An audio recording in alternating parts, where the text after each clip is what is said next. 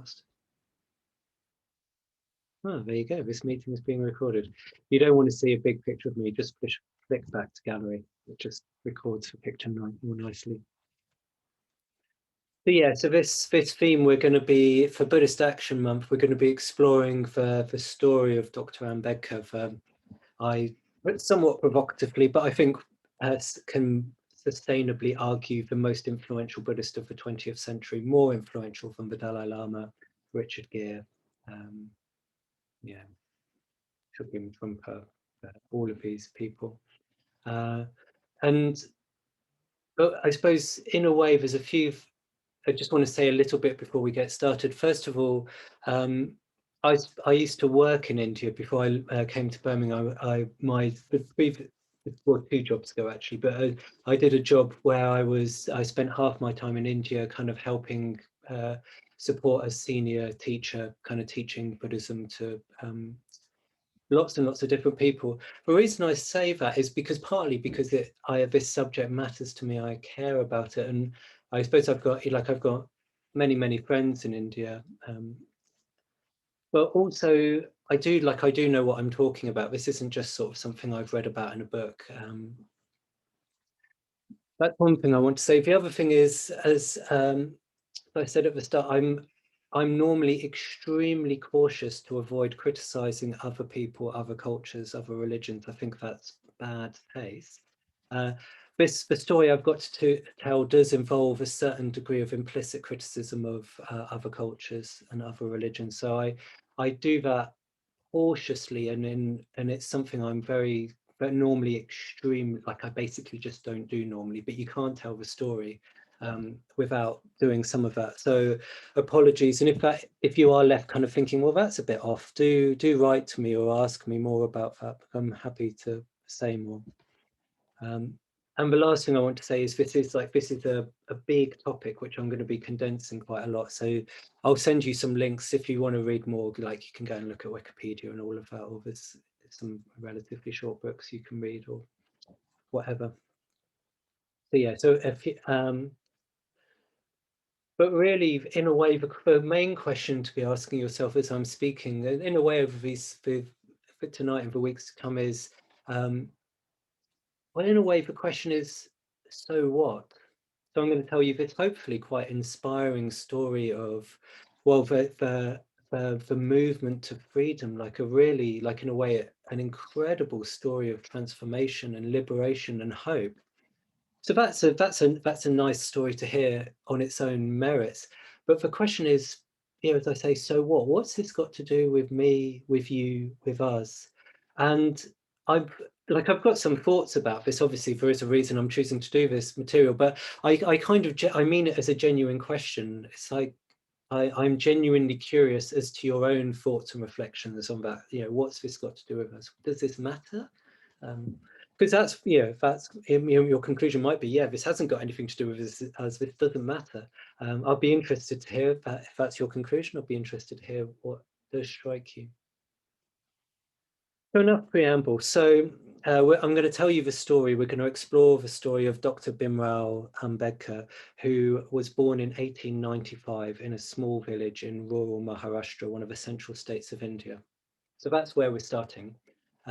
Before we go into that, I need to say a little bit about the caste system. So the caste system, for those of you who aren't super familiar with it, is a very strong kind of structural. It's like the core kind of social structuring framework of Indian society. I don't know all of your backgrounds. Maybe some of you grew up in India. Maybe some of you got family in India. So again, here we are in the cautious to avoid criticizing or causing offense. But I suppose it can be said with some certainty that the caste system, as with any social structure, has people who do well out of it and are at the top, and people who don't do very well out of it and are at the bottom. That's true of English society, American society, New Zealand society. The most progressive society on the planet has some people who are at the top and are having a nice time, and some people at the bottom are having a not nice time. That's the nature of human life. But the kind of a problem with the caste system is that it was very successful in kind of structuring society. So India's an incredibly stable society, But the problem is the stability is one at the cost of the people being at the bottom, staying at the bottom and having very, very limited opportunities. In a way, the reason I asked you this question about freedom at the start is because for hundreds and hundreds of years, for basically the vast majority of the Indian population, they had very, very limited freedom. So without, yeah, and I suppose that just was what it was like. And of course, no, we'll come back to that in a minute. And this this structuring of society, it's unusual in that it's very, very, it kind of permeates all aspects of society, most aspects of society are permeated by it. So people's capacity to access education, to uh, hold money, to gain political influence, to all their kind of religious identity, they were all completely tied up with one another, which made it, as I say, very, very stable, very, very successful, but really not great if you're on the bottom of the heap. And in a sense, not great for anyone. Actually, this is one of Dr. Ambedkar's key points, is that if you live in a prison, it doesn't matter if you're the guard or the prisoner, it sucks either way. We'll come back to that. I wasn't going to say that, and I decided to say that. You know, you can see that in you know, amongst the very wealthy in any society. If to be very wealthy in a society, there's a tension and a pressure there because you're aware that your wealth is kind of won at the expense of others, and that leads to disquiet. There's a whole ramble I could go off on that one, but I'll try and be reasonably contained. So anyway, so you've got the caste system. Basically, at the root of it is a system which says, this is who you are. This is the most important thing about you, is where you were born and who your father was. That defines your life. That's the key point, really. But the caste system, you are defined by your birth. This is who you are. This is who you will marry. This is the job you will do. And yeah, and that sucks because lots of people don't want to marry who they're told to, and they don't want to do the job they're told that they're born to be. And of course, it particularly sucks if you're at the bottom. You know, India coming into the 20th century, of course, it's predominantly a agricultural society, so there's a load of really crap jobs, very, very demeaning, hard, physical labor. And the problem is that the kind of like the socio-religious story then ties up people's jobs with their worth as human beings, their capacity to learn, to grow, to change. So you get these stories where, you know, you're a this, and that's what you're born to be, and that's what you will always be, and you're incapable of being anything else. And of course, when society is then layered so that if you're at the bottom, you have no access to education, to potential, then of course you are stuck doing that and there's nothing else you can do about it. Anyway, feel free to look up more about that if you wish to. That's a very, very simplistic overview of a very, very complicated subject. And as with anything in life, it's not entirely bad. But yeah, so Dr. Ambedkar is born in 1895, and he's born into an untouchable caste. So untouchable means basically the lowest of the low, incapable of meaningful work, incapable of education, incapable of participating in religion, often abused, beaten, oppressed by other members of society. So it basically like not untouchable like the cool Kevin Costner movie in the 90s, untouchable of it's real bad. But as obviously this is a story of hope, so the well, he became, well, obviously I'm calling him Dr. Ambedkar, obviously something changed. So his parents worked for the British military, and the British military, this is obviously during kind of I've forgotten the word for it, colonialism, as it were. And his parents worked for the military, and therefore he was allowed to access education. This wasn't easy for him because of his untouchable status. So, for example, he'd go to school and he was forced to sit outside of the school because the other children and the teachers saw his presence as being polluting. He wasn't allowed to. They'd kind of like, if you imagine, they'd all bring their lunch boxes and pile their lunch boxes up at a certain place. If he went and put his lunchbox with the other kids' lunch boxes, they'd all kind of create this massive fuss and then go and move all their lunchboxes to somewhere else in the room, because the mere presence of his food was seen as being polluting. Yeah. So that's extreme, and most of us, we find it functionally impossible to imagine a society where where people genuinely believe that the other presence, the presence of another human being or their possessions, is polluting. But that was the situation of the time. That was what he found himself in. So, as I say, he was a extremely gifted young man, and it was a time of change. And he kind of got scholarships and potential, and he he found some freedom. He went over abroad. He got invited to the States and the UK to do exams and doctorates and all that. He was incredibly, like he qualified as a lawyer, as a doctor of law, as a doctor of politics, and not prestigious American and English universities. So very, very, incredible achievements for somebody coming. His grandparents would have been illiterate, maybe even his parents, and and in a way, well, of course, if you can imagine growing up as a boy when people won't let you sit inside your classroom, like the UK and the States weren't, yeah, they were relatively very paradises to him, because nobody cared about who he was or where he's from. It's just, oh yeah, on you go, do what you want. Um, but he was an honourable man, so he had the opportunity to stay in kind of Western society and enjoy the fruits of relative progress and liberty. But he chose to go back to India because his education had been paid for, and he felt like he had a debt to those who educated him. So he came back to India and he got his first job. And unfortunately, the sort of prejudice I've just described continued in his first job. So um, some of the stories he would tell later on in his life. So he'd be sitting in his office and he'd ask one of the office clerks to get him some papers so he can look at them. And they'd go and get the papers, and then they'd stand at the entrance to his room and literally throw the file at him because they were unwilling to hand him something, to touch something that he was then touching.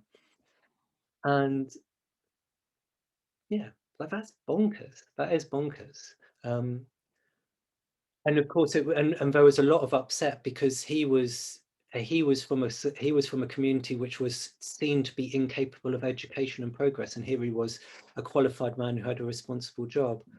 Very quickly that went wrong for him. He got chased out of town by an angry mob, basically.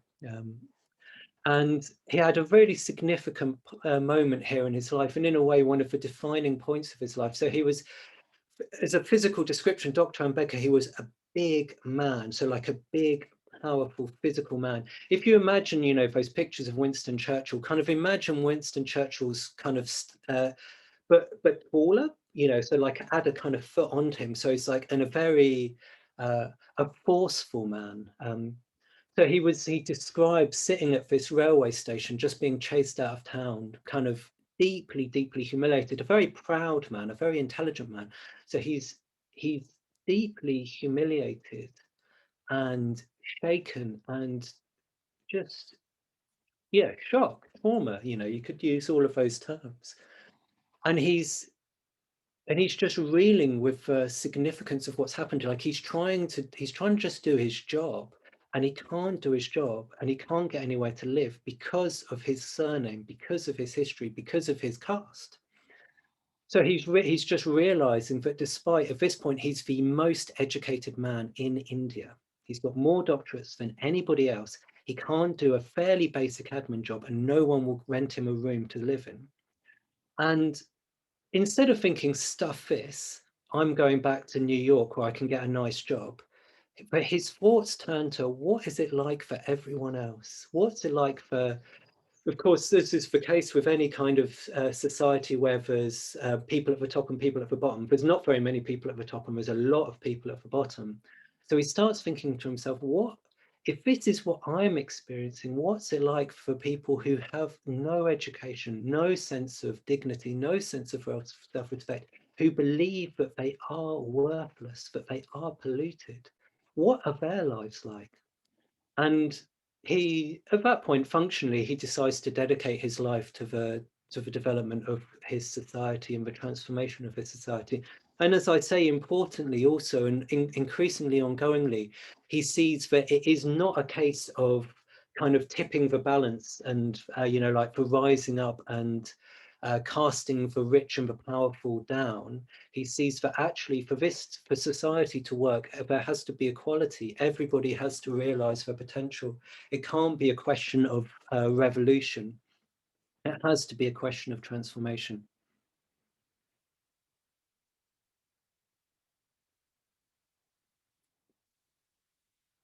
Yeah, as I say, this image of the realization, he realizes he's a prisoner, but then he realizes that actually the people who are oppressing him, they're stuck in prison too. And like, yeah, like it sucks being a guard in a prison. It's worse being a prisoner, but it sucks to be a guard as well.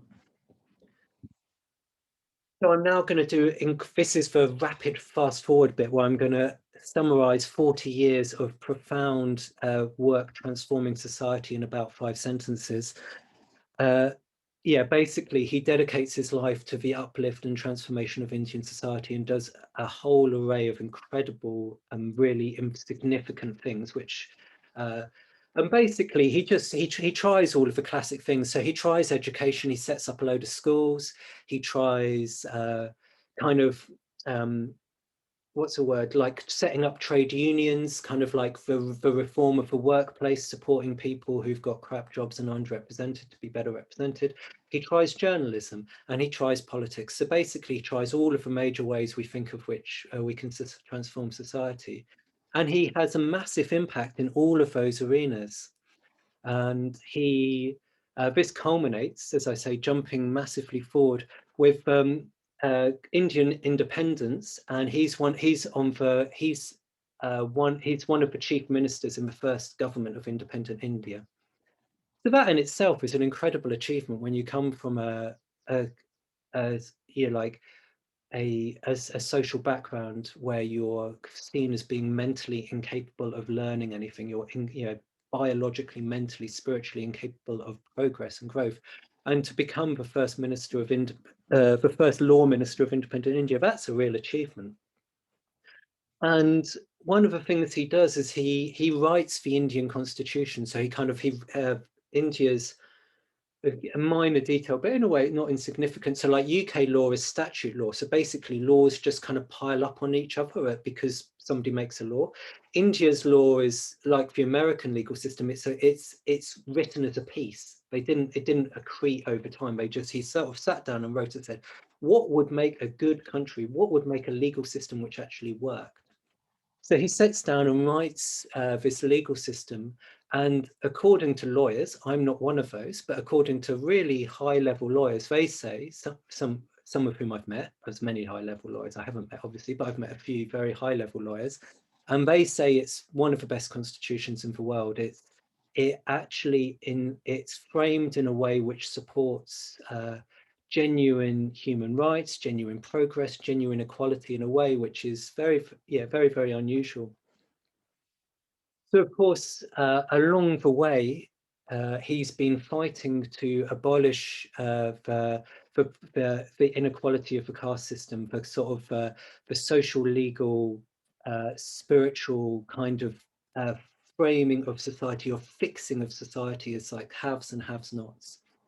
And he gets untouchability made illegal, so it's illegal in India today.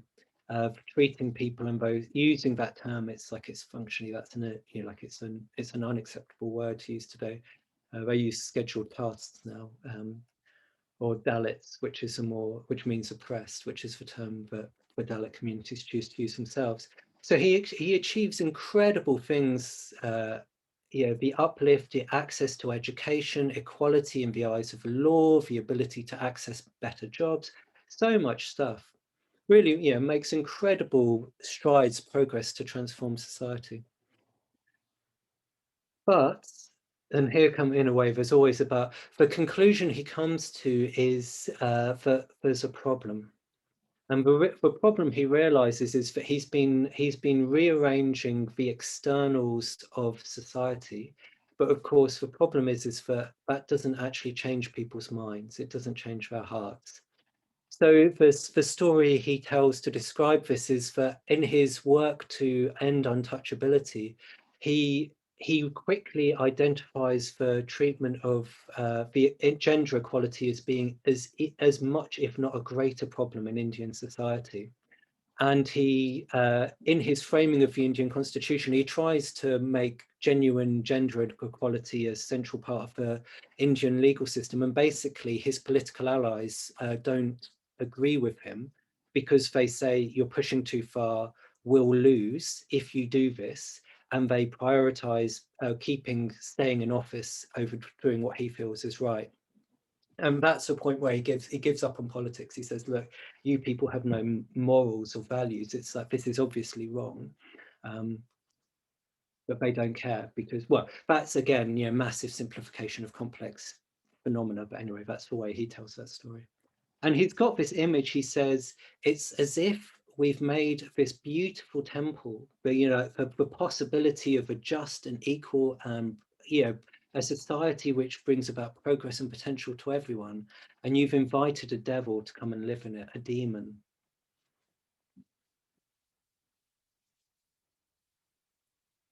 So what does he do?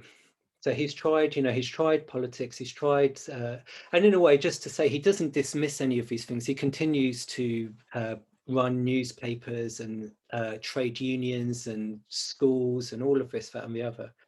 But increasingly, and actually, this has been present in his whole life, he sees that he increasingly comes to emphasize that societal change needs to come from within the individual. He's one of his sayings from this time is that he says, this is before he becomes a Buddhist, he says, the greatest thing that the Buddha ever taught is that the transformation of the world can only come about by the transformation of the individual. I've paraphrased that a bit. So he increasingly comes to realize that the problem is you've got all of these kind of social structures which kind of fix people and kind of but the problem he sees is that people believe the stories. So you can't, in a way, you can take a poor person and kind of give them a change of clothes, give them some shoes, give them an education, but if they believe that they are unworthy, it doesn't matter how much money they've got, it doesn't matter what education they've got, if they believe that they are unworthy. So he starts asking more and more, so how can you change people's minds? How can you help people to find freedom within themselves and from there affect societal change? And to cut a long story short, because I've been wittering along for a while now, he does like he's an intelligent, educated man. He does this over many decades, actually, this exploration. So he checks out for global religions, gets a lot of interest from them. The Christians offer him shed loads of money because at this point he's one of the most influential political figures in India. And if it had become a Christian, that would have triggered like a huge conversion to Christianity. So they offer him loads of money, but he declines them. He gets really, really interested in Sikhism. Sikhism is his sort of number two choice, but he ultimately concludes that Sikhism doesn't quite work for him, and he chooses Buddhism in the end. And he says the reason he chooses Buddhism is because Buddhism's central, well, there's a number of reasons. One of them is Buddhism is an Indian religion. So he's hearkening back to a better part of Indian, like a better part of Indian history. Um, but primarily because he identifies Buddhism as being fundamentally answering this question of how do we transform our minds and how do we transform our hearts? How do we find freedom? You could say that question I asked you at the start, what does freedom mean to you? Well, Buddhism's primary question is, well, how can we find freedom in our lives? And he dedicated his life to helping people find freedom on some levels on um, it, well, I'll ask you what you're making of all of what I'm saying in a minute. But one of the levels in which we find often people in the UK and the States, whatever, we find this hard to understand because we're so used to so much freedom. The freedom to choose, the freedom of education, of identity, sexuality, partners, jobs, where we live, what we do, who we eat with. but but all of those freedoms, they're just a given for us. And actually, we're concerned about a freedom of mind, but for him, he really saw that freedom's on a continuum, and actually, you need to support people to find the freedom to live where they want to live before you can. That's a freedom which is not necessary, but well, it is sort of necessary. Actually, it's part of human dignity. But yeah, no, I'm not sure if I'm conveying that properly. So to finish the story, so we come to 1956, and he's kind of done politics. He's given up. He decides to convert to Buddhism. At this point, he's one of the most influential men in India, probably, yeah, top five. And so what he does has a really big impact. So he kind of launches a mass conversion movement where basically he just says he kind of broadcasts a radio message to his followers, who number in the hundreds of thousands, millions. And he says, I'm going to convert to Buddhism. You should too. Come here and do it with me, basically. And so there's this massive gathering, hundreds of thousands of people pitch up to Nagpur, which is the geographic center of India, and they have this conversion. They have a conversion ceremony where Dr. Ambedkar converts to Buddhism, and then he kind of I don't know what the word is, well, converts all of these other people, all of his followers. So you might be thinking, hang on a sec, he's all about freedom and autonomy, but he just tells all these people to do this and then they come and do it. That sounds a bit unautonomous. And I think that's worth acknowledging. The short version is at this point, he's dedicated his entire life to the transformation of his society. So people really trust him. So they trust him. So he's one of the ways I describe Dr. Ambedkar is a politician who is totally trustworthy. That's an unusual statement, but it's true. He was totally trustworthy. You know that because Indian politics at the time, people were very fond of accusing each other of bad things, and nobody ever accused him of lying. And they accused each other of lying all the time, even when they didn't. So you kind of know, like, nobody accused him of lying or corruption because everybody knew that it was rubbish. He was totally trusted by everyone, even by his enemies. So he converts to Buddhism, and I'm going to go into a little bit more detail now, and then we'll finish soon if you're getting tired of listening. Um, so in a way, here he is. He's had this incredible life of privilege, of potential, of influence. So you might think, well, he's kind of fine, actually. You know, he's free. His external life has obviously he's freed himself from this internal limitation of identity. But yet when he gives this around the time of his conversion, he talks very, very emotionally of the emotional significance of this step. He talks about himself. He says the day after his conversion, he says, I feel as if I've been released from hell. The story of not good enough, of unworthiness, of dirtiness. Um, I feel like I've been released from hell. And obviously this is 1956. Of I know a few people who were there. They were young children at the time, and they say that there was this incredible feeling of liberation and uplift and relief. All of these, you know, like the hundreds of thousands of people who pitch up, they're all illiterate, so they really, but yeah, life. You know, like they haven't got easy lives, but there's this sense of celebration and freedom and joy, this incredible joy, possibility, a new life, and not being defined by other people's stories of them.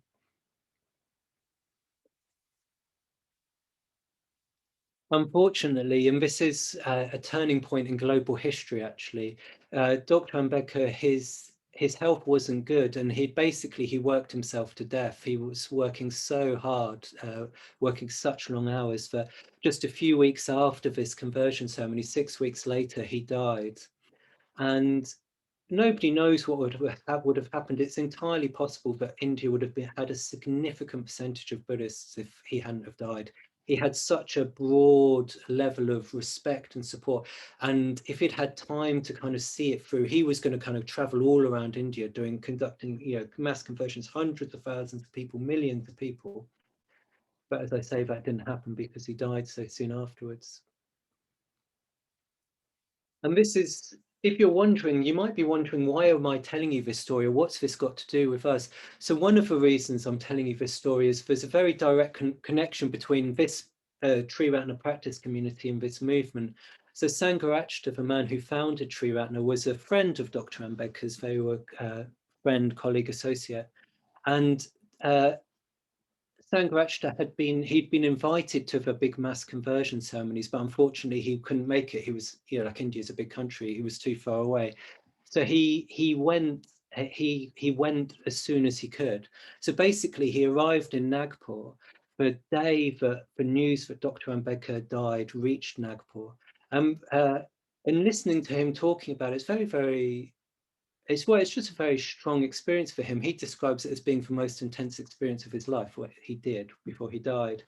And he says that basically you've got hundreds of thousands of people who've just been having this massive kind of party of celebration of freedom, and then their host, their father, their guide, their support has died, and they were just utterly bereft. And um, they had this kind of big kind of memorial service, and basically all these hard-nosed politicians they'd get up to start talking, and they'd get 2 words in and they'd just lose it. They'd be in tears because they were so distraught and distressed about the death of this man who'd given them so much support. And Sangharashtra, he's a young guy at this point, however old he is, he's like mid-30s, early 30s. He's basically, what he realized was that somebody had to hold it together. So like everyone's in bits. So he kind of gets up on this little rickety cart and gives this speech and basically says, it's not over. You know, Dr. Ambedkar lives on in you. Because they're all saying, we can't carry on, we can't do it without him. He's saying, no, no. Dr. Ambedkar's core message is that you have the potential to transform your life. You can do this. It will be hard, but you can do it. And basically he then spends the next 5 days just kind of going around Nagpur. It's a big city, Nagpur. I spent a lot of time there. Just kind of communicating to people. And basically for people there say that if he hadn't have been there, the whole thing would have just fizzled. They'd have lost hope and just kind of collapsed. But he kind of gave them the confidence to carry on. And in part, Tree Ratna Ratna's got a significant percentage of it is in India as a result of this connection to this day. You know, like, dozens and dozens of Buddhist centers all across India, tens of thousands of people going to classes like this. Tens of thousands, probably an exaggeration, multiple thousands, few tens of thousands. So I've just talked at you quite a lot, more than necessarily you're used to. So I'm going to stop now.